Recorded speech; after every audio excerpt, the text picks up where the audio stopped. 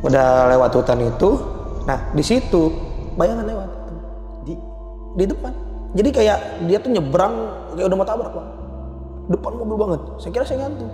Berhenti tuh saya ngerem. Saya lihat dulu kan, saya turun. Saya lihat depan, wah aman. Tapi nggak ada orang ketabrak kan. Masih sepi banget.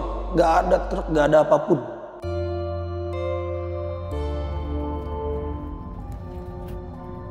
Untuk dari Nagrek sampai Garut tuh ada sekitar kejadian itu ada sejam. Dia baru ngomong jenazah.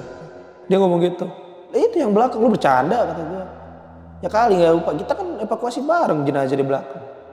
Nggak ada jenazah di belakang, tapi datar mukanya. Pas lihat di belakang kosong. Nggak ada yang tadinya yang masih pakai baju, jadi yang mahasiswa yang saya evakuasi itu pakai daster, nggak ada. Assalamualaikum warahmatullahi wabarakatuh. Balik lagi sama gua, Badru. Terima kasih buat teman-teman yang udah klik video ini. Semoga teman-teman rumah dalam keadaan sehat walafiat, dapat rezekinya dan dimudahkan segala urusan-urusannya. Dan kali ini kita udah menghadirkan lagi nih sob, salah satu supir ambulan. Ya betul. Dan cerita kali ini siap nih bikin bulu kaki merinding. Setelah sekian lama, setelah sekian waktu, udah ngatur jadwal, udah ngatur buat syuting, gagal mulu karena beliau sibuk sibuk kantor pasien yang membutuhkan. Dan alhamdulillah kita udah menghadirkan di tengah-tengah waktu kesibukannya, dia menyiapkan waktunya buat kita buat gibah misteri. Oke, buat teman-teman di rumah nih yang punya kisah pengalaman horor, jangan disimpan aja, langsung aja kirim ke nomor WhatsApp itu tuh. Kuy, kita gibah misteri sini. Oke, langsung kita kenalan siapa abang-abang di samping gue ini. Halo Bang. Siapa namanya nih Bang? Dava. Bang Dava. Alhamdulillah Bang Dava ya, akhirnya kita ketemu waktunya nih. Kita janjian udah berapa tahun nih Bang? Waduh. Sibuk mulu gue pasien. Oke Bang ya. Jadi kita udah atur jadwal, terus Bang Dava nggak bisa ngatur. Iya. Antar pasien ya Bang ya. Bentrok mulu. Bentrok ya Bang ya. Mantap nih jiwa sosialnya Bang Dava. Nah Bang Dava ini jadi supir ambulan berapa tahun nih Bang? Saya di 4 tahun. 4 tahun. Gokil, 4 tahun tuh bukan waktu yang sebentar Bang. Bener. Banyak hal-hal yang apa nih? Ya seru, mistis, banyak juga. Banyak ya Bang. Banyak ceritanya. Dan kali ini Bang Dava pasti bahas tentang mistisnya ya Bang ya? Waduh. Bukan percintaan ya? Wah enggak dong. Susah dong percintaan ambulan. Iya. Judulnya Cintaku di Ambulan. Waduh. Oke, siap bercanda ya Bang ya? Tahan dulu ya Bang ya. Seperti biasa, sebelum ceritanya kita kata syahdu dulu. Saat sedang berusaha, pasti kita selalu mendapatkan kesulitan. Namun di tengah kesulitan itu, selalu terdapat peluang untuk kita berkembang. Oke, langsung aja kita gibah misteri.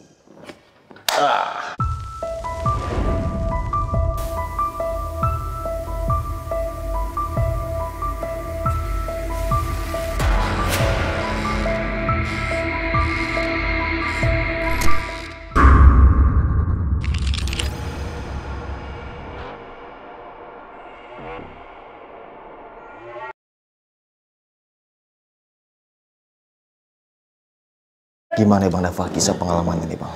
Jadi dulu gue tahun 2021 itu pernah ngantar pasien. Jenazah sih lebih tepatnya. Jenazah itu korban tabrak kereta. Jadi kejadian itu di daerah Ciroyom. Ciroyom itu Bandung. Kejadian itu sekitar jam 10 jam 11 malam. Tapi posisinya itu gue dikabarin itu jam 12 malam. Gue dikabarin sama Kapolsek setempat untuk evakuasi. Gue waktu itu sama temen. Kita ke sana, evakuasi, itu ada sekitar hampir ya 2 jam 3 jam kita mencari nyisir lokasi. Ternyata ada satu bagian tubuh yang hilang, bagian kepala. Nah ini yang korban tertabrak ini cewek atau cowok? Kalau dari jenis kelamin hasil otopsi yang saya ingat itu cewek. Cewek. Jadi katanya sih menurut kesaksian setempat, dia tuh kondisi kayak mabuk, terus dia mungkin gak sadar, mungkin nyebrang, tabraklah di situ. Situ. Kayaknya setelah kita ini, gue masih inget banget itu jam 4 subuh baru ketemu kepala.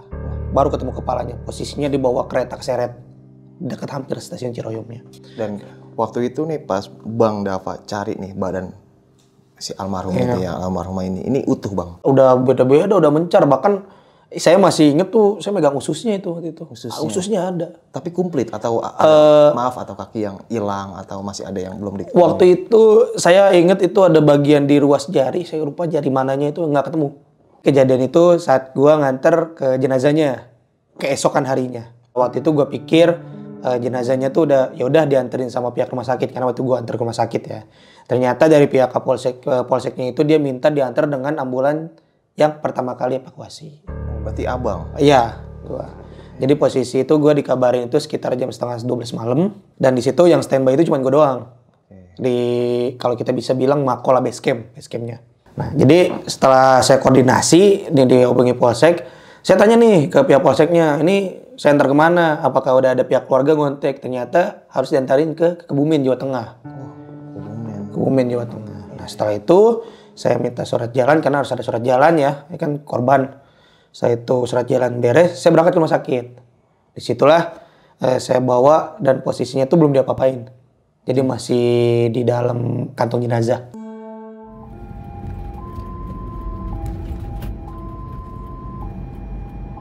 Berangkatlah saya sekitar setengah 1 malam ke sana. Nah ini di mobil nih Bang Dava berapa orang nih supir? Berdua sama jenazah. Berdua doang? Berdua doang sama jenazah. Nggak ada pihak keluarga? Nggak ada. Karena pihak keluarganya, jadi yang cewek ini info dari keluarga itu dia perantau. Dia perantau di sana. Mulai itu saya nggak lewat tol ya, karena jalurnya sepi juga kan. Nah, saya lewat Cilenyi, Cekek, Garut. Nah, saat saya rest di Tasik, saya mampir di warung pinggir jalan lah, kayak warkop gitu. Saya pesen makan, saya seperti biasa orang makan, ngopi. Orang yang punya warung ini, ibunya ini nembak ke saya, bertanya, "Mas, itu yang di dalam mobil di belakang ikut turun." Loh, saya di situ di belakang mobil ya. Saya bingung kan di situ kan, apakah ada yang ikut? Saya kurang tahu. Kayaknya saya nembak, akhirnya biar nggak ada kepanikan di situ kan. "Oh iya Bu, itu keluarga ininya lagi sakit." Saya tembak gitu aja akhirnya. "Oh iya Mas, nggak apa-apa." Akhirnya situ saya rest, main lama sambil mikirin ini aman gak ya sepanjang jalan gitu kan. Iya, sendirian. Akhirnya, setelah itu akhirnya lanjut lagi jalan, sampailah di perbatasan antara Jawa Barat sama Jawa Tengah. Itu sudah lewat Banjar.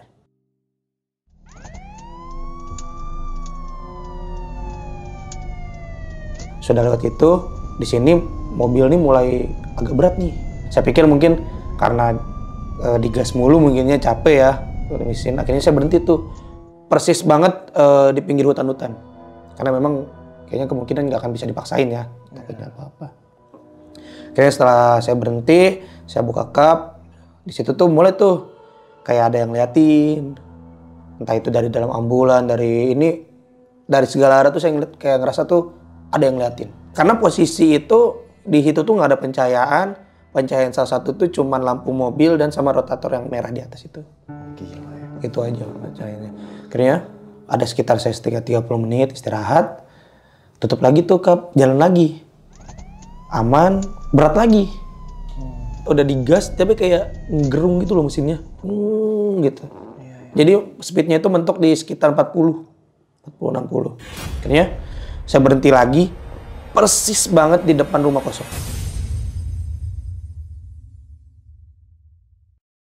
Jadi rumahnya tuh, saya nggak tahu sih itu rumah apa pos ya masuknya. Jadi dia rumah tapi udah kayak ketutupan daun-daun gitu.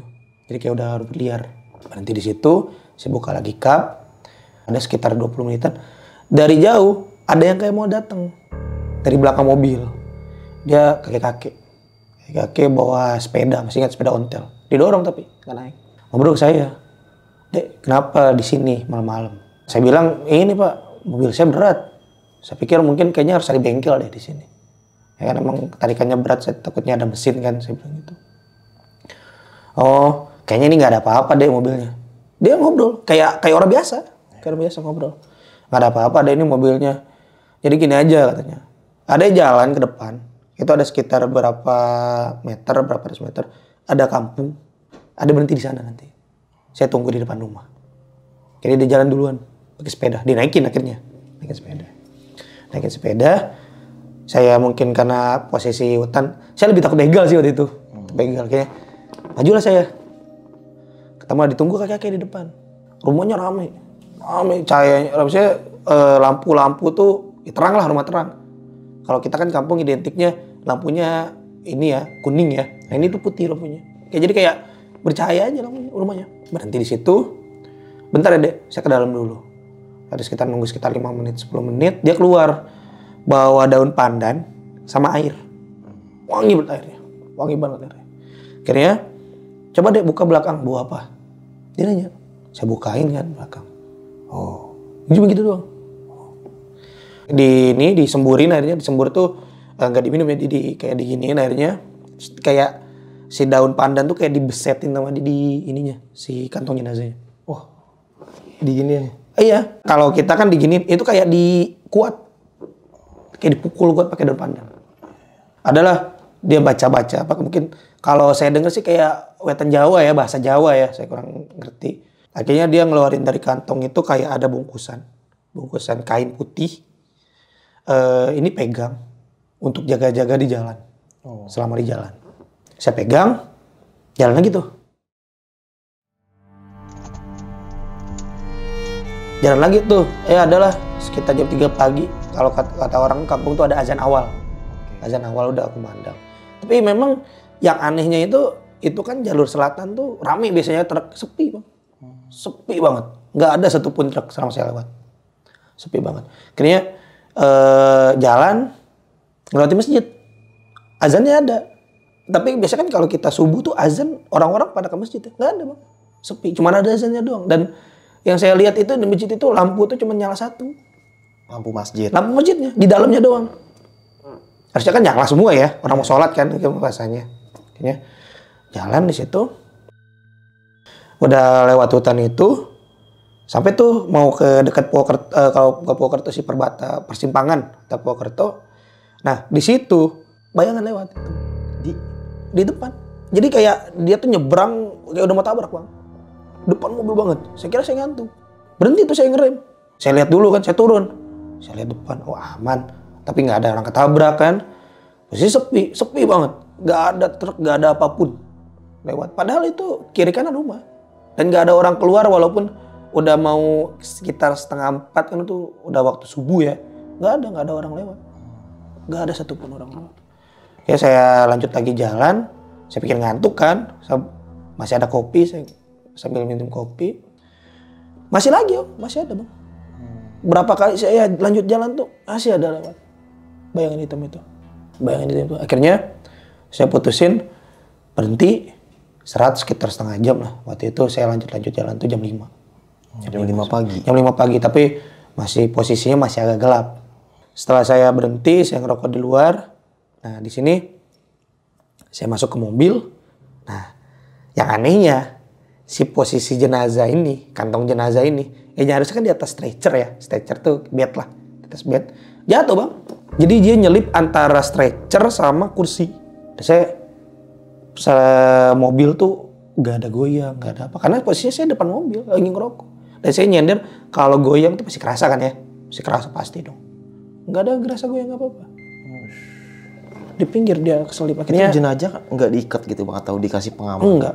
Karena jadi posisi stretcher itu pinggir kiri kanan tuh ada kayak pegangan tangan gitu, kayak besi. Iya. Nah, jadi pas saya temuin itu posisi jenazah jatuh, nah si senderan tangan itu dia ngelipet ke bawah. Logikanya nih, kalau kita sebagai orang ya, nggak mungkin dong kebuka sendiri ya.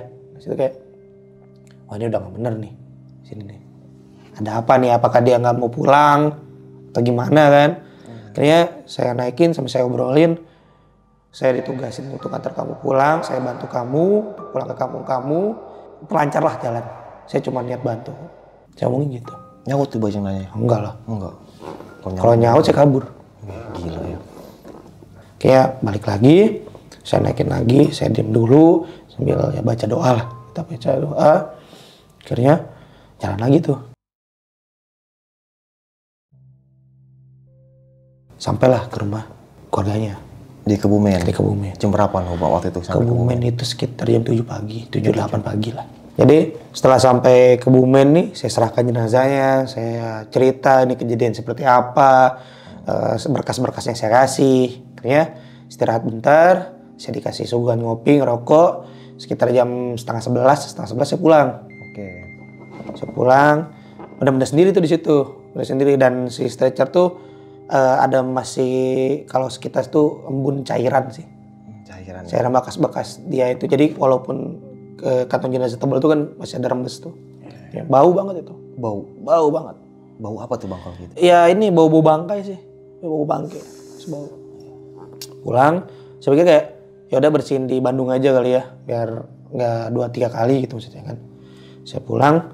Nah di sini tuh aman-aman aja sampai yang di jalur antara perbatasan itu yang tadi kejadian malam tadi. Jadi saya istirahat di situ di sebuah warung tepat banget di depan rumah yang nolongin saya. Oh si bapak itu? Si bapak itu. Ya, rumah. Nah posisi rumah ini saya lihat siang tuh ya sepi. Sepi rumahnya, maksudnya kayak orang sepi tuh kalau dibilang terbengkalai enggak, tapi kayak nggak ada kehidupan. Ya saya ngomong ke ini, nanya yang rumah depan ini siapa pemiliknya, ternyata namanya itu Pak Sobadi. Pak Sobadi yang punyanya. Akhirnya dia cerita, bapak ini itu udah meninggal seminggu yang lalu.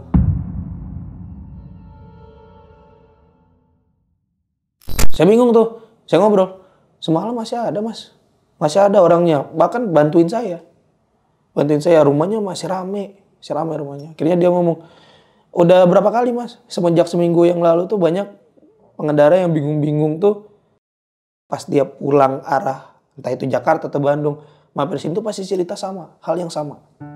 Ngelihat si bapak itu? Ngelihat bapak itu. Jadi cerita dari orang-orang sekitar itu bahwa bapak ini kalau kita bilang tuh kayak orang pintar di kampungnya. Saya agak kaget juga tuh kan. Kaget kan, jadi ngelamun dulu itu ngeliat rumah. Memang rumahnya kosong.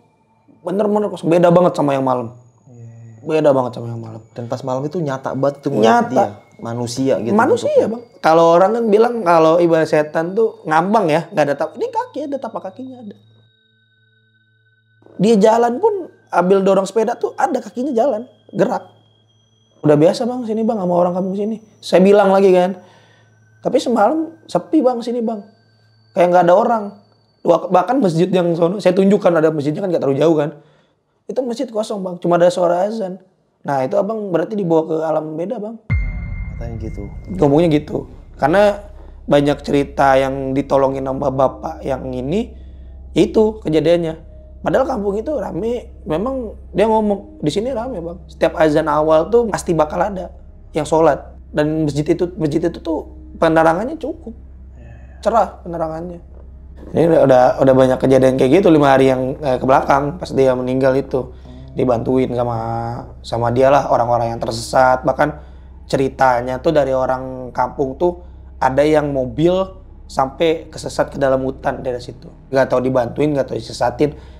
Jadi waktu katanya sih ceritanya dari orang situ, waktu pagi ada orang kebun, mau nyari ke tempat kebunnya, tiba-tiba ada mobil situ. Orangnya tuh gak tau pingsan, gak tau tidur, dibangunin baru sadar. Makanya saya beruntung tuh gak disusatin sama dia. Saya dibantu lah gitu ibaratnya. Jadi setelah gua dengar cerita dari penjaga toko itu, bengong gitu lama, mungkin agak lain desanya, jadi ya saya lanjut lagi jalan. Siap-siap agak ngeri juga sih kalau lama-lama di sana. Takutnya kan ya. Gitulah. Sampai perjalanan di sana, di sepanjang jalan cuman ditemenin bau-bau bekas-bekas jenazah semalam bangke. Untung-untungnya dia nggak ikut pulang sih. Nggak ikut pulang agak PR lagi itu. Untungnya. Sampai ke Bandung, beres-beres. Saya lapor juga ke Kapolsek yang nugasin saya. Sambil cerita yang kejadian yang tadi itu. Dan Kapolsek juga agak, oh iya emang serius nih kejadian kayak gitu, ada orang kayak gitu. Dia juga kaget. Sampai anak-anak pun yang satu base camp, satu mes nggak percaya gitu. Kayak, ngantuk kali lu. Enggak, saya bener. Itu kalau bakal gini, saya video kayaknya itu. Buat barang bukti. Emang real banget. Tapi orang-orang pas saya ceritain kayak, enggak, lu ngantuk gitu. Ngantuk nggak sampai segitunya. Makanya. Gila.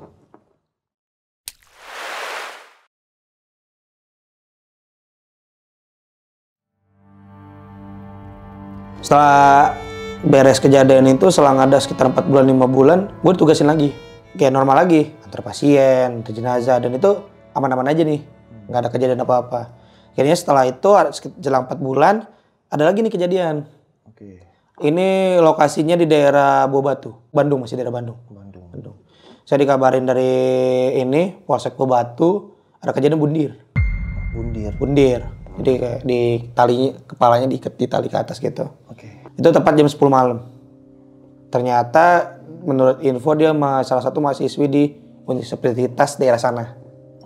Daerah sana. Mahasiswi ya? Mahasiswi. Cewek lagi. Mahasiswi. Akhirnya berangkat saya ke sana. Kali ini dengan 2 orang. 2 orang. Karena setelah kejadian kemarin saya agak ragu untuk berangkat sendiri. Gila sih sendiri. Gokil bang. Oke. Berangkat 2 orang. Saya nunggu olah TKP dari pihak kepolisian. Setelah otopsi, identitasnya ketahuan, hubungin pihak keluarga. Itu saya baru berangkat itu sekitar setengah 1 malam. Setengah 1 malam untuk berangkat ke daerah Garut Selatan, daerah pesisir pantai. Berangkat berdua, bertiga sama jenazah. Tapi untuk ini posisinya dia itu nggak pakai kantong jenazah. Pakai apa? Jadi udah to aja. Gini? Iya udah to aja. Jadi stretcher, bed, orangnya langsung. Nggak ditutupin apa-apa. Kain kafan? Enggak. Gila ya. Karena permintaan dari keluarganya itu langsung dibawa. Karena mau diurusin di sana aja katanya.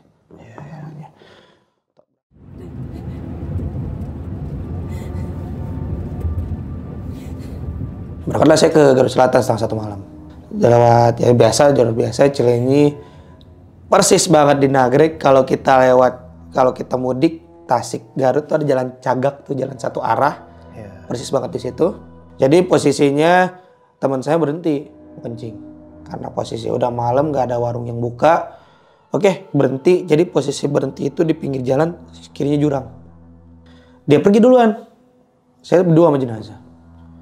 Lama. Jadi gak ada mikir aneh-aneh kemana nih. Oh ini besar banget nih orangnya. Udah saya diem aja dulu. Ternyata saya keluar tuh. Mana anak? Gak ada kelihatan. Harusnya kan ini mobil, di jurang sudah sebelah sini tuh ada pohon, harusnya dia kencing di situ. Gak ada orangnya.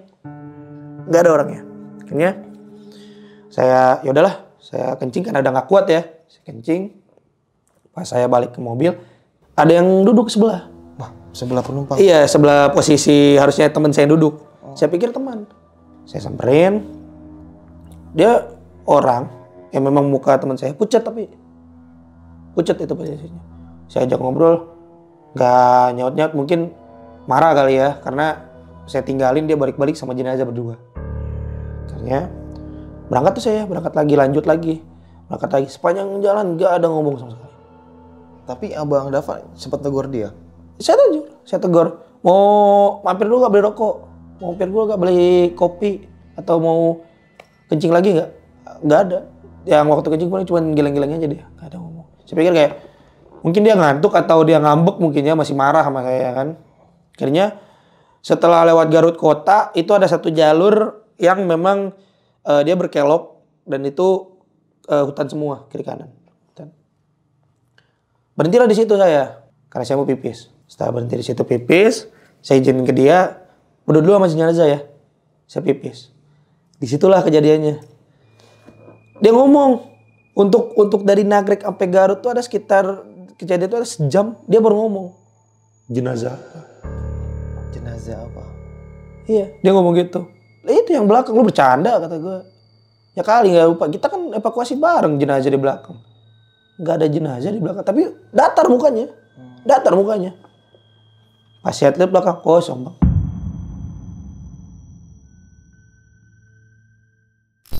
Kosong, nggak ada yang tadinya yang masih pakai baju. Jadi yang mahasiswa yang saya evakuasi itu pakai daster, nggak ada. Pas saya lihat depan lagi, yang jenazah itu duduk bang, duduk. Di mana duduknya? Di sebelah. Yang tadinya teman saya itu lari bang, serius. Saya keluar, saya lari, nggak peduli. Mobil tinggal, nggak peduli, saya lari. Saya lari sampai jadi ada pos penjaga, untungnya ada orang. Bang tolongin bang. Kenapa bang? Ada kejadian di mobil saya lagi bawa jenazah bang. Dia gak berani juga tuh. Akhirnya manggil warga. Warga ada sekitar 4 orang 5 orang. Samperin ke sana. Jenazahnya tiba-tiba di belakang bang. Hah? Di belakang? Di belakang ada jenazah. Ada jenazah. Tadi kan di bangku sebelah. Makanya saya langsung, enggak bang, ini serius di depan tadi bang. Ngantuk kali bang, ngantuk. Enggak bang, serius di belakang. Dan di situ saya baru ingat teman saya nggak ada. Teman saya nggak ada dan posisi itu nggak ada sinyal. Saya mau hubungin karena udah jalur hutan. Akhirnya Saya maju ke daerah perkampungan warga yang udah ada sinyal, saya telepon. Dan ternyata dari tadi dia tuh nelponin saya udah ada 15 kali. Saya angkat, lu di mana? Gue masih di daerah, di tempat tadi kencing. Gue ngelihat mobil lu jalan. Dan gue masih di belakang kencing, di belakang balik pohon. Gue langsung diem, lama akhirnya muter balik. Jemput dia. Muter balik jemput dia. Dia, lu emang niat ninggalin gue atau gimana? Atau ada nggak seneng? Jadi marah lah, dia marah sama gue. Akhirnya gue bilang, gue jelasin semuanya. Dan dia kayak, sama warga-warga tadi. Ngantuk kali lu. Gak mungkin tuh orang udah gak ada nyawanya tiba-tiba pindah ke depan. Sekarang ke belakang lagi. Gila ya. Setelah itu lanjut jalan. Setelah lewat lagi kampung warga situ, di stop sama kampung warga situ. Akhirnya disuruh belok ke daerah masjid. Di situ ada orang yang lagi itikaf. Katanya sih yang ini agama situ. Kayak orang pintar. Jadi dia bukan ustadz tapi dia paham tentang agama. Oke. Akhirnya dibaca-bacain. Saya kurang tahu ayat-ayat gitu, ayat-ayat Al-Quran. Dibaca-bacakan. Akhirnya ustadz ini ngomong. Bukan ustadz sih, orang ini ngomong. Ini ada satu masalah yang belum selesai orang ini. Jenazah ini. Belum selesai. Ada satu masalah di yang tempat dia asal. Dia nggak selesai. Dia putus asa. Dan dia bundir. Satu. Kayaknya setelah kejadian itu. Saya kontak keluarganya. Mungkin dia ada masalah dengan keluarganya atau kampusnya. Itu ngontak masih depan si bapak itu? Masih depan bapak itu. Dengan itu akhirnya keluarga nyusul ke tempat warga itu. Karena saya udah bilang, saya nggak bisa lanjut bu. Kalau dengan seperti ini. Karena kalau masih kayak gitu, ini bisa jadi kecelakaan. Saya bilang gitu. Akhirnya dinyusulin ke sana dengan dia bawa ambulan dari kampung dia, seperti tahu. Ya udah mas, kalau memang masnya nggak sanggup, saya lanjut bawa. Kata dia kan. Tapi mohon maaf bu, saya harus ikut. Karena dari polseknya saya harus sampai ke rumah keluarga. Oke, setelah itu, ya udah. Jadi posisinya ambulan yang warga dia, ambulan saya, keluarganya. Lanjut jalan.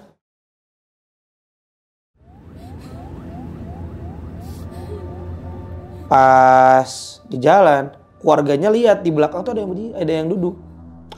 Dan dia nelpon, mas, di mobil ada berapa orang? Dia basa-basinya mau menyiapkan makanan di sana lah. Ibaratnya katakan, saya mau nyiapin buat di sana. Takutnya kurang. Berdua bu. Loh, di belakang ada satu yang duduk. Gak ada bu, kita cuma berdua. Kalau bertiga kan ibu mungkin lihat tadi di mobil waktu berhenti di daerah warga. Iya sih mas. Coba berhenti lagi. Dia mastiin lagi, berhenti lagi. Berhenti pinggir jalan. Saya buka pintu belakang, pintu samping. Dan memang gak ada. Akhirnya sudah itu lanjut lagi jalan. Dan itu sepanjang jalan gitu mas. Ya kejadian itu terulang lagi yang duduk di belakang. Mas ada siapa di belakang? Gak ada siapa-siapa bu. Berhenti lagi dia ngecek lagi. Gak ada lagi. Sampai di posisi dekat kampung dia. Itu bener-bener jenazah itu bangun. Bener-bener bangun, kelihatan banget di ininya, di spionnya. Kaca spion tengah itu. Dia bener-bener bangun. Ngelihat ke belakang. Dan dia gak ngomong sama sekali. Itu bener bang. Dan teman saya lihat. Bangun tuh kalau orang kan kadang bangun dia langsung posisi duduk. Enggak, ini bangun kayak orang biasa.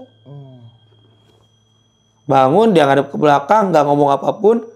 Dan kita diem sambil baca-baca. Lama bang.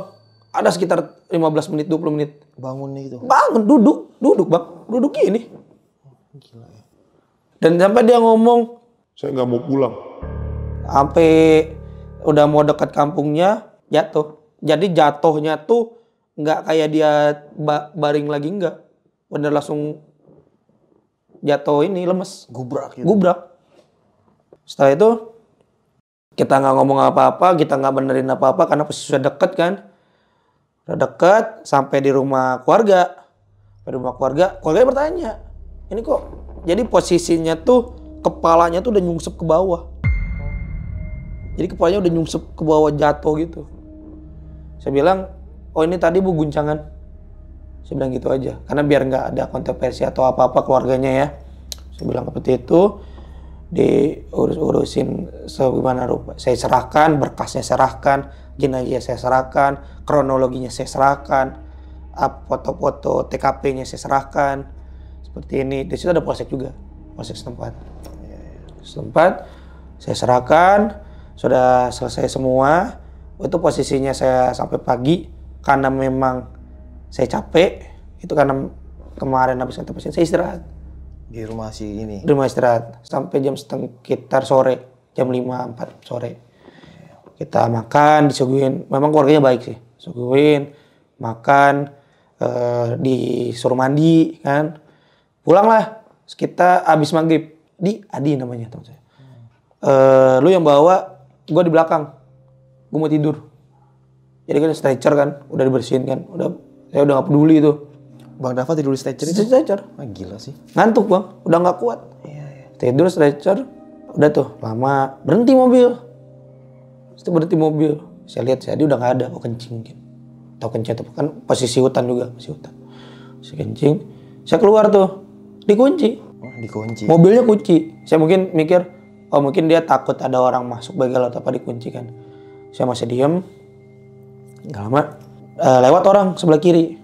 Saya pikir si Adi ngapain lewat kiri, dia kan nyupir, harusnya kanan kan, lewat kanan kan, kiri. Oh, mungkin dia muter kiri. Jadi posisi mobil APV kan ada pintu belakangnya. Okay. Dia berdiri di pinggir pintu belakang, nggak ada belakang sana. Di buruan buka, gue pipis, gitu kan. Lu biar diem aja kata kan. Ya nggak lucu bercanda lu, dia kan anaknya suka bercanda, nggak lucu bercanda lu kata kan. Dia masih diem tuh situ. Pas dia ngebalik, oh bang, pucat mukanya bang. Jadi perawakannya itu temen gua. Mukanya itu muka yang tadi gue bawa. Jenazah yang tadi gue bawa. Senyum. Bayangin tuh, di tengah hutan yang gelap, nggak ada lampu. Sebelah kiri ada yang senyum. Setelah itu, dia jalan hilang di gelap. Jadi, dia jalan maju. Jadi masih kelihatan tuh sama lampu mobil. Hilang di gelap. Baru temen gue. Dari kiri. Lu ngapain ngelamun? Enggak, kayak gue ngantuk sih. Jadi gue yakinin biar mental dia nggak down, karena dia bawa mobil kan. Kayak gue ngantuk sih katanya. Gue mau pipis. Gue keluar, gue pipis aman, gue balik lagi ke mobil. Kayaknya gue depan Dedi kata gue. Gue belakang kayak agak ngeri. Gitu. Kayak gue pindah ke depan, sambil ngelamun dia ngomong, lu serius lihat apa? Gak mungkin. Lu biasanya kalau di depan pasti setel dangdut atau apa biar gak ngantuk. Ini lu diem. Gue emang diem karena gue ngelamun mikirin tadi kan. Tapi lu jangan mental down ya katakan. Gue lihat tadi yang tadi kita anterin, dia ngarah ke sana. Cuma ngeliat gue senyum. Ya gue juga ngerasa aneh sih katanya dari tadi. Selama lu tidur, dia ngomong gitu. Apa yang dirasain katanya? Gue ngerasa aneh. Gue ngerasa kayak di mobil ini lebih dari kita aja. Ada yang ikut. Gue ngerasa aneh. Makanya gue lihat kaca spion tengah dikatasin sama dia. Oh, dilipet ya? Dilipet sama dia kan. Makanya gue lipet kaca spion. Gue ngerasa aneh dari tadi. Dari keluar kampung itu udah aneh. Pas masuk ke hutan-hutan. Akhirnya di situ gue ini kasih keputusan berhenti dulu, ngopi dulu, tenangin diri dulu di rumah warga, di daerah kampung-kampung warga. Jam berapa itu istirahat? Itu sekitar 10:30 malam. Jadi kejadian tadi itu yang ada itu tuh sekitar 10 apa setengah 10 malam. Dan memang jalur selatan itu emang sepi. Emang sepi banget, beda banget sama jalurnya. Istirahat. Kita istirahat dulu, ngopi dulu, ngerokok dulu. Nah, orang warga, warung, nanya lagi. Itu di mobil gak turun bang. Karena, jadi kalau udah kampung warga tuh ada lampu. Jadi lampunya kesorot di mobil kan. Jadi ada orang datang, kan? Dia ngeliat dari depan. Ada yang duduk di belakang. Oh, kaca depan ya? Iya, dia nyamperin gue. Bang itu yang di dalam gak ikut turun makan atau ngopi. Gue ngelamun kan, gue liat sama temen gue. Oh, ini bang, lagi gak enak badan. Oh, digituin? Lagi gak enak badan bang, memang anaknya gitu. Oh iya, beliin aja bang, tolak dia kayak ngasih obat gitu kan. Oh iya bang, ntar dibeliin. Kayak biar gak warga gini, kita beliin walaupun gak dikasih kan. Kenapa lu gak bilang kalau lu cuma berdua? Karena itu posisinya rame bang. Posisinya rame, kalau gue bilang, itu heboh nanti. Nanti bakal heboh bang. Bahkan bisa itu namanya kampung itu satu heboh semua datang. Malah jadi terhambat kita pulang. Kita terhambat pulang, kejadian makin jadi-jadi. Banyak nanya-nanya. Makin nanya-nanya. Kayak udah itu kita lihat-lihatan. Dan itu sekitar ada selama kita istirahat tuh, ya ada duduk Tok. Tok duduk di belakang. Bayangannya ada. Jadi di belakang, dia kan mobil tuh di bawah lampu jalan kesorot dia. Jadi dari samping itu kelihatan. Tok duduk. Kita lama di situ sampai nunggu dia nggak ada. Ada terus. Nggak hilang-hilang. Bayangan itu. Bayangin. Ada lah sampai jam 1:30 kita tungguin. Nggak hilang-hilang. Akhirnya mikir kita nggak bisa kayak gini terus. Kalau pulang kayak gini, kondisi kayak gini, bahaya di jalan. Iya benar. Takutnya kita fokus belakang tiba-tiba depan trailer kan kita nggak tahu. Akhirnya buka pintu, ya diomongin lagi Bang. Gue cuma bantu. Lu jangan ikut pulang. Raga lu itu udah di sana. Udah di kampung lu. Lu jangan ikut lagi balik. Segala sesuatu urusan yang lu belum selesai, lu ngomong ke keluarga. Entah itu lu ngasih tanda apa atau mau lu bentuk seperti ini, lu ngomong ke keluarga, jangan ngomong ke kita. Kita cuma ditugaskan nganter lu. Lu jangan ikut. Ya udah ngerasa ngomong sendiri. Dan ada dianya. Dan di situ gue mencegah cerita gue cerita ke polsek atau ke teman-teman ini, gue minta si Adi video dari depan. Adi video ngomong, gue lihat orangnya ada di kamera nggak ada, Nggak masuk. nggak ada. Jadi gue kayak orang gila aja ngomong sendiri. Gila sih. Akhirnya setelah gue omongin dia tetap ada, ya udah kita paksa aja lanjut.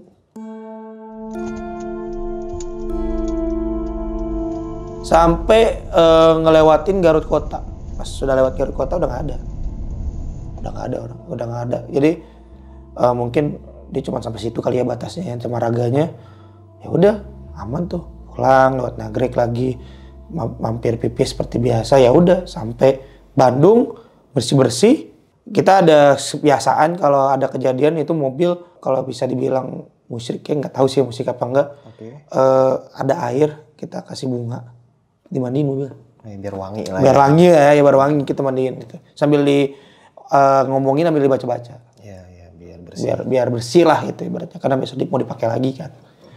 Ya udah setelah kejadian itu akhirnya kita ngomong sama pihak-pihak polsek kalau ada kejadian seperti ini mungkin agar diusut tuntas apapun itu.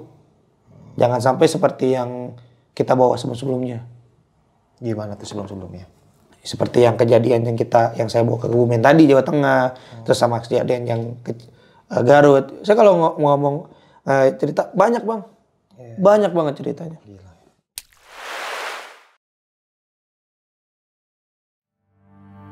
Setelah kejadian itu ya seperti biasa rutinitas antar pasien, antar jenazah. Sebulan kejadian itu ada lagi kejadian. Jadi saya evakuasi dikabarin untuk daerah Pasteur. Daerah Pasteur, Bandung, masih daerah Bandung.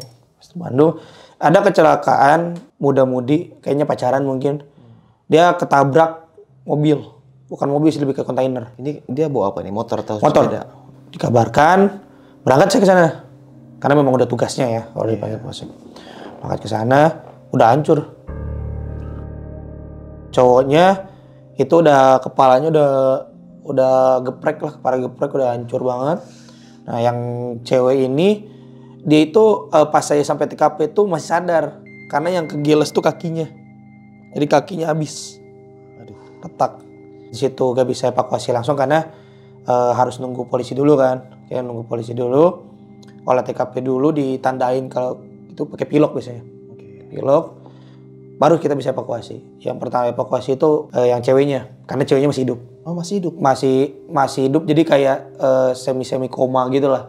Kayak udah mau ini, karena yang kegiles kan kakinya ya. Tapi sadar atau enggak? Sadar. Oh masih sadar. Sadar, jadi nangis. Karena biasanya kalau orang kecelakaan itu, dia ada berapa jeda, berapa menit, berapa detik tuh bakal nggak akan kerasain apa-apa.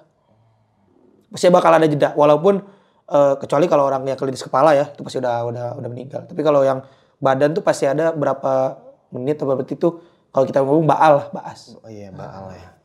Nah, dia nangis, saya bantu untuk ini. Jadi Pas saya tarik, kakinya tuh udah ngeplek. Jadi tulangnya tuh udah nggak ada. Udah ngeplek. Tarik, saya evakuasi. Di mobil baru dia jerit-jerit. Teriak aja kayak orang sakitan. Kaki gua mana? Aduh. Gitu. Setelah itu dia dibawa ke rumah sakit. Balik lagi ambulan. Yang ini nih, yang agak sulit evakuasi yang cowoknya. Karena kepalanya udah nggak ada, otaknya udah beramburan. Ya udah kayak nyerok beras aja. Aduh. Dimasukin kayak nyerok beras. Akhirnya setelah evakuasi dibawa ke rumah sakit, diotopsi, dilaporkan ke polsek. Nah, ini kejadian lagi nih saat nganterin jenazah. Saat saya nganter jenazah itu tepat banget jam 3 pagi. Masih daerah dalam kota. Dalam kota saya antar. Nah, di sini ada yang aneh nih. Keranda yang saya pakai buat bawa dia ini itu nggak masuk. Ke mobilnya nggak masuk. Jadi kayak ada pas saya dorong tuh kayak ada yang ngeganjel. Padahal selama ini pas, udah dihitung pas loh kerandanya harusnya masuk. Ada yang ngeganjel. Setelah itu lama tuh nunggu di situ. Ini apa lagi. Kayaknya teman saya yang Adi ini, dia mikirnya ke mistis lagi. Ini kayaknya kita harus manggil orang pinter. Kita harus manggil orang pinter biar clear. Ya, dia manggil orang pinter, di situ dibaca-baca doa. Dan dia ngomong, saya kurang tahu sih, saya komunikasi dengan yang anak ini, dan saya dapat info bahwa ada satu barang yang masih tertinggal di TKP. Bukan bagian tubuhnya, barang. Barang tinggal di TKP. Akhirnya mau nggak mau balik lagi ke sana, nyisir lagi satu persatu, nggak ketemu lagi tuh, nggak ketemu. Akhirnya kalau kita paranormal activity itu ada media untuk masukin ke arwah gitu. Ada masukin arwah gitu. Dipanggil lah, dimasukin. Saya kurang tahu sih masukinnya gimana, dimasukin. Dia ngomong ambil nangis, cincin. Dia ngomongnya. Akhirnya kita nggak ketemu, kita bawa ke TKP. Biar dia yang nunjukin. Oh, orang yang kesurupan itu? Iya, biar dia yang nunjukin. Ternyata nyelip di saluran yang mau gorong-gorong air. Nyelip di sana. Setelah ketemu dan orang itu ngomong dia baru mau dibawa kalau yang cincin itu dipasangin di jari yang ceweknya. Akhirnya setelah itu kita tanya-tanya ini kenapa. Ternyata besoknya itu dia mau tunangan. Lewat media itu ya. Dia ngomong seperti itu, dia mau tunangan. Dan malam ini tuh intinya dia tuh besok mau surprisein ceweknya katanya. Dari yang kesurupan ini. Akhirnya dipasangkan lah itu cincinnya. Di depannya kesurupan itu dia masangin ke ceweknya. Untungnya ceweknya masih hidup. Koma. Walaupun ceweknya nggak sadar, dipasangin. Udah tuh hilang. Yang kesurupannya langsung lemes, jatuh. Kayak yang ditarik gitu ini arwahnya. Gila sih, serem banget ya. Baru tuh bisa dibawa pulang, diurus-urus segala macam, beres, udah selesai tuh situ. Udah jenazah balik, udah beres, aman lagi. Aman. Nah nih Bang Dava, pas lu mau ke daerah Garut ya, kan lu sempet di mobil nih. Terus tidur di apa namanya keren stretcher itu ya. Terus teman lu kan kencing setengah jam nih, lama banget nih. Dia ngapain aja Bang kok sampai selama itu dari kecil? Setelah sampai rumah tuh sambil bersih-bersih gue tanyain. Lu kemarin itu tadi kencing lama banget. Kemana? Dan ternyata dia itu kencing itu nyari posisi yang bagus. Dan dia sambil bengong yang lihat ternyata apa yang gue lihat di dalam mobil dia lihat dari luar. Oh, ngeliat juga. Dia lihat juga dari luar. Jadi dia itu udah beres. Dia mau balik ke mobil, dia diem kepaku, lihat yang saya lihat. Yang saya lihat di luar mobil. Situ, oh ternyata lu udah beres. Udah, gue udah beres udah lama. Cuman gue gak berani deketin mobil karena ya itu ada sesuatu itu. Makanya gue tanya, lu ada apa? Kok diem-diem aja? Gue udah tahu dari awal. Tahu-taunya lu pergi sama bukan dia yang jalan duluan. Iya. Terus pas lu bawa ke Bumen nih Bang, itu orang yang ketabrak kereta itu kondisinya potong-potong. Potong-potong Bang. Dan hancur. Itu masuk ke itu lu bawa Hancur. Bawa masuk ke apa? Kantong jenazah. Hancur. Hancur. Nggak berbentuk. Terus pihak keluarga dari sana sempat ngomong nggak bang? Ini dia entah lagi ada masalah, entah mau nikah atau gimana gitu. Kalau dari pihak keluarga sih dia cuma bilang dia ngerantau, dia kerja di sebuah karaoke. Oh karaoke. Kalau kita bilang sih mungkin LC ya, kita kurang tahu. Mungkin dia selama ini komunikasi dengan keluarga baik, untuk ngirim uang baik, katanya tidak ada masalah apa-apa. Makanya agak dibingungkan juga keluarga juga kenapa bisa terjadi kayak gini katanya. Iya. Nah musibah kita nggak ada yang tahu ya bang. Nggak ada yang tahu benar. Nah terus nih bang nih, pengen sedikit tentang ambulan ya kan bang. Nah kalau ambulan itu bang ya, lu kenapa nih? Mungkin sedikit, lu lebih memilih jadi supir ambulan nih bang? Kalau daya tarik buat lu nih, kenapa lu 4 tahun lo bertahan di dunia itu? Kalau gue kenapa dari supir ambulan berawal dari hobi sih. Hobi? Dari hobi. Hobi ambulan? Hobi iya. Gue kayak seneng aja. Karena ini pengalaman pribadi gue ya. Gue cerita sedikit lah. Iya. Nah, maksudnya kenapa gue lebih seneng dihargain orang sih. Oke. Karena gue dulu waktu di rumah sama keluarga tuh kurang dihargai. Jadi di saat gue bantu orang kayak, oh ya makasih bang. Bahkan even ngomong terima kasih pun, ya gue seneng. Ngerasa dihargain lah gitu. Dengan kata terima kasih aja. Iya terima kasih, udah seneng banget gua. Dan lu nggak takut ya bang? Kan mungkin maaf ya jenazah atau korban-korban yang lu bawa pasti bermasalah nih. Ya mungkin ada yang kecelakaan kereta atau ketabrakan dan itu nggak utuh. Lu sanggup ngelihatnya bang? Awal-awal gua nggak sanggup. Gua itu awal takut banget sama darah. Takut banget sama darah awalnya. Dan setelah 2-3 kali gua kayak ngelihat, oh ya udah ini gue berimajinasi, ya udah ini bukan sesuatu yang ngeri, ya kayak mainan aja sih. Kalau imajinasinya mainan. Awal tuh ya buat mengalahkan rasa takut. Iya mengalahkan rasa takut. Iya. Walaupun memang yang kita lihat ya manusia. Iya nggak kebayang ngeri. Aduh nyomot Nyomot gitu bang. ya. Oh, iya, apalagi kalau udah otak tuh bukan nyomot gini di serok gini. Aduh, pingsan gue kalau gue itu bang nggak sanggup. Di serok langsung. Iya. Kalau udah otak. Dan lu selama bawa ambulan nih bang, pernah gak ketemu misalkan pasien di belakang, entah keluarganya pasien yang bawel, yang hal-hal yang menarik lah menurut lu kayak, apaan sih lu? Oh sering bang. Seringnya gimana? Sering. Keluarga bawel pernah tadi. Tadi? Barusan banget tadi siang. Oke. Jadi pasiennya kondisinya koma. Jadi keluarganya nggak ada yang ikut di ambulan, jadi bawa mobil sendiri. Oh iya. Karena udah ngeliat kondisi gitu, namanya oksigen di ambulan itu kan terbatas. Ya udah digas aja, tinggalin. Dan keluarganya ketinggalan. Pas sampai rumah sakit kita nunggu keluarganya datang. Dia ngomong marah-marah, kok saya ditinggal? Saya kan keluarga. Saya langsung bilang, ya kalau saya nunggu bapak, ini bapaknya bapak udah nggak ada pak. Iya. Segituin. Jadi bapaknya bapak meninggal, bapak sehat. Iya. Iya. Saya kan kayak gituin, diem langsung dia. Diem langsung dia. Ya kan cara logika kan nggak boleh ngintilin ambulan gitu.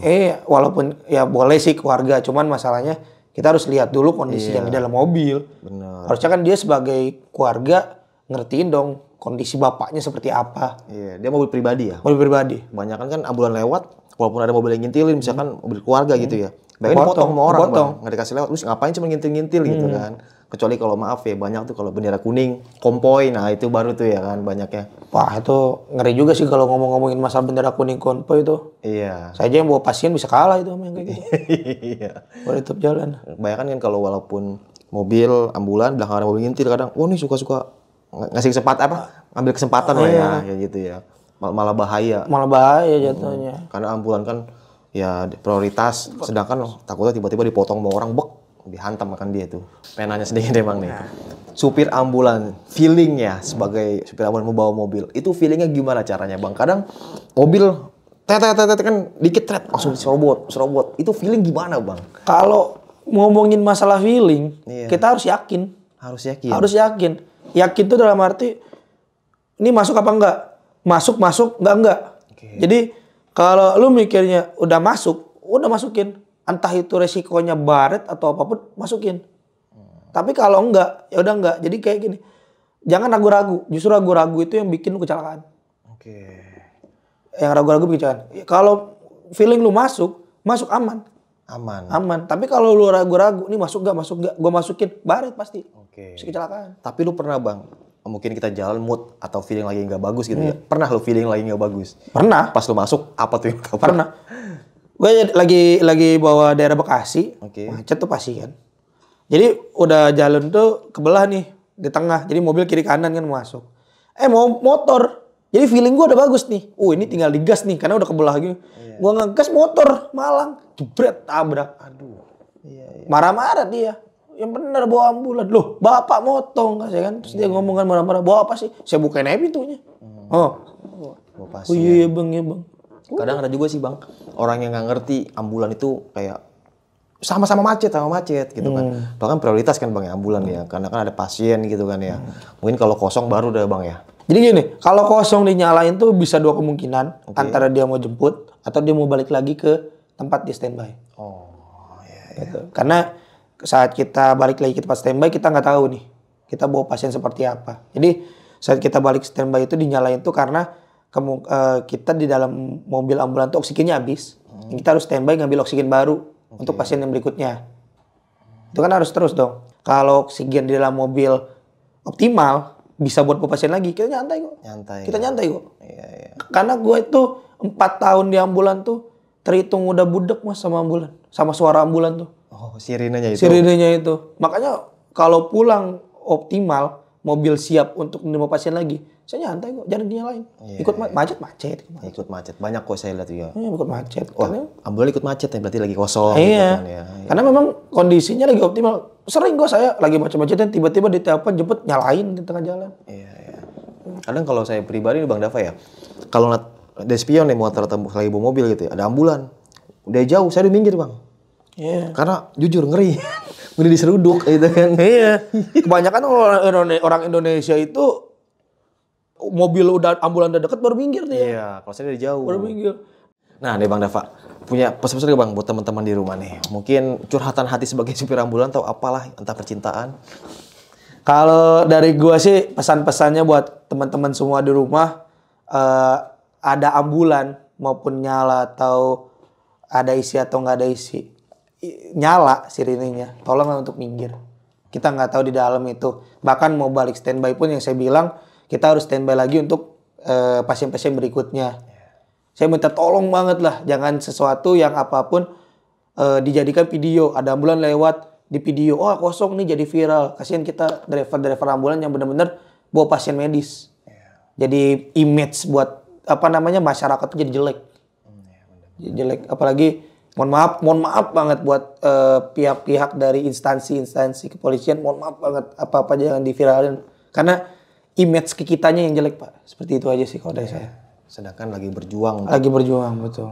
Si korban yang di belakang ya. Iya. Pasien. Oke Sob, khususnya nih kisah pengalaman yang udah sama Bang Dava ini bisa kita ambil segi positifnya, buang jauh-jauh negatifnya. Jadi ya setiap perjalanan, setiap pekerjaan, setiap profesi apapun selalu punya resiko ya. Apalagi yang kerja di jalan nih, mungkin ada teman-teman yang supir truk atau ojek online atau driver ambulan juga atau apapun itu ya. Tetap hati-hati dan selalu baca doa gitu kan. Dan juga mungkin teman-teman yang kerja di pabrik atau di kantor, apapun itu tetap selalu baca doa karena kita nggak tahu lah ke depan seperti apa. Dan semangatlah para pejuang keluarga karena pejuang keluarga itu berat. Selain kerja sampai rumah itu beban masih terfikirkan. Jangan lupa selalu baca doa dan minta sama yang kuasa dan perbanyak rasa bersyukur karena dengan rasa bersyukur kita merasa cukup walaupun terlihat tidak cukup. Walaupun duit banyak kalau kita nggak bersyukur kurang terus. Kalau emang ada kasihin dong cepet bercanda. Oke, sampai jumpa di kisah selanjutnya. Wassalamualaikum warahmatullahi wabarakatuh. Bang, mau nanya nih Bang Dava. Lu kalau bawa ambulan dari Jakarta nih ke Amerika berapa jam Bang? Wah, sampai cucu gua kayaknya. Sampai cucu.